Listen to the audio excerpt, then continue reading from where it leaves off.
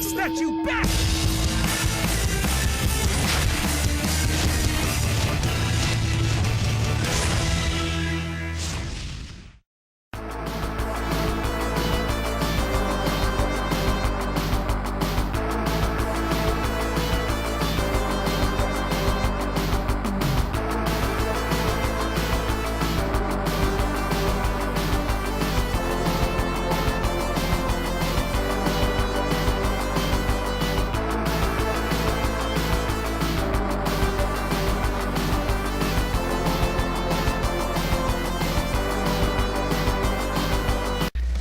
Hello everybody, this is Nick from Arcade-Hunters.com, and I'm bringing you a brand new arcade home port review of Teenage Mutant Ninja Turtles, Turtles in Time, Reshelled for the Xbox 360 and PlayStation Network.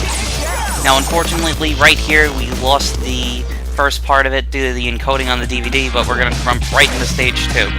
Now this game came out in the summer from Ubisoft, and it received a lot of controversy because it made a change from 2D graphics to 3D graphics.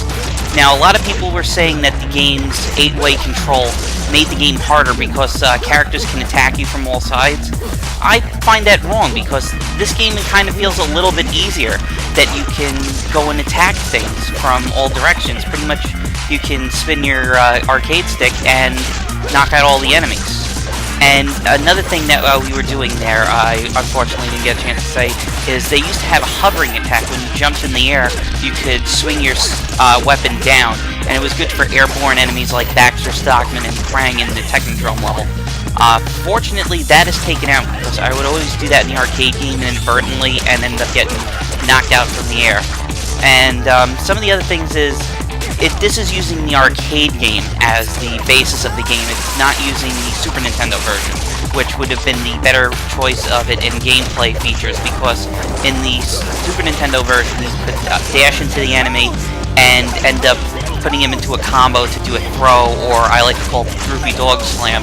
Unfortunately, it used the arcade model where throws are completely random and you never really know when it's going to happen. So it doesn't really add any challenge because you can pretty just much wail on the X button and win the game. But you know, it's an arcade beat 'em up. It's meant to be played with friends, and that's another point.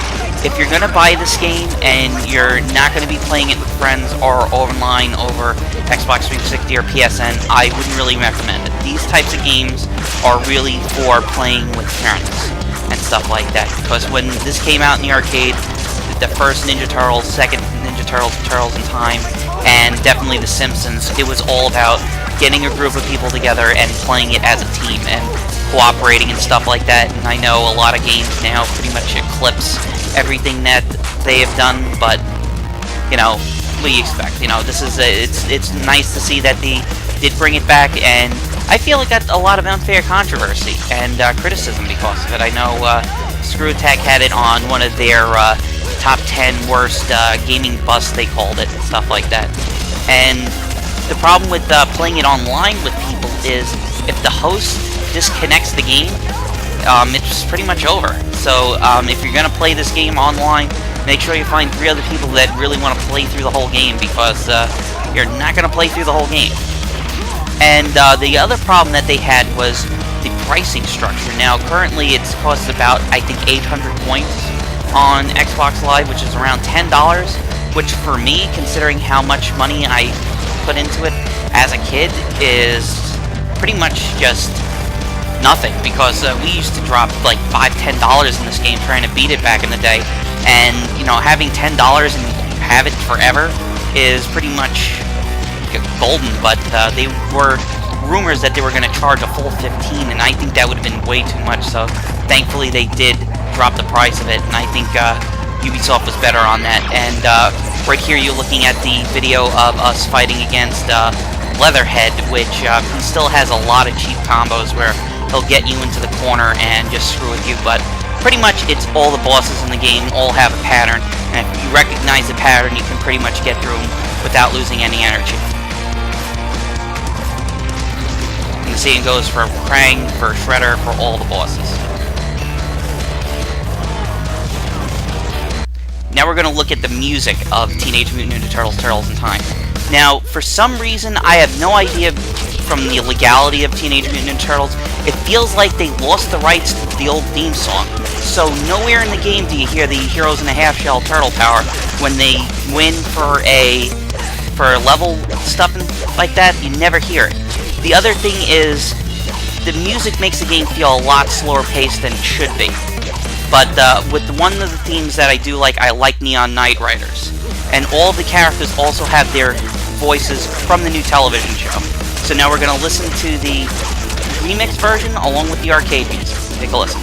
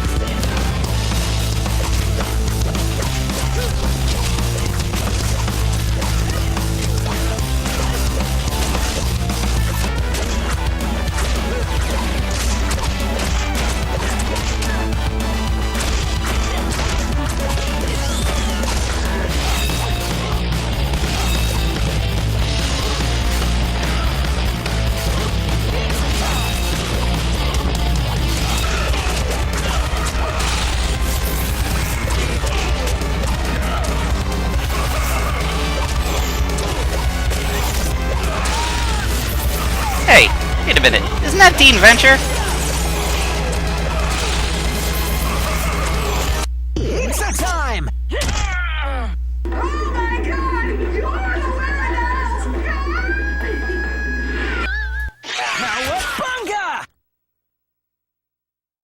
Well, that's our review of Teenage Mutant Ninja Turtles, Turtles in Time Reshelled for Xbox Live. Hope you enjoyed it. And for some final thoughts, it's not that bad of a game. It feels more like a 3D imagining of the game.